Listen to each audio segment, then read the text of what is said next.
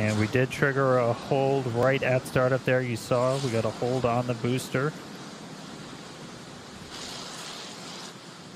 So stick with us for a second.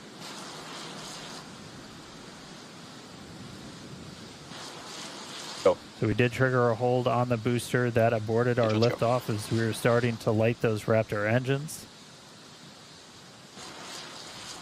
As a reminder, since we already turned the diverter on, we are going to be scrubbed for the day. The team's already starting to pull for offload of both vehicles, so starting to get the prop off.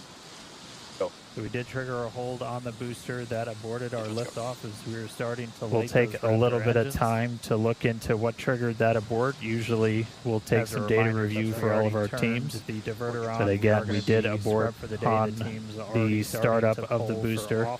So we weren't tracking any holds moving in to those final seconds into that final minute, but that is going to be a scrub for the day. So the team's now moving into commodity offload. We're going to take the methane and the oxygen off of both Starship and Super Heavy on the startup of the booster. So we weren't tracking any holds moving in.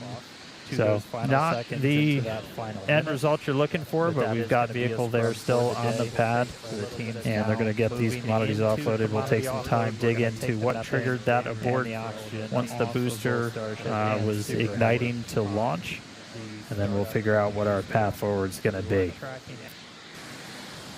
Again, if you're just jumping in, we're not going to be launching today. We got all the way down to startup, triggered a hold on the booster, and that shut down the engines right as they were starting to ignite.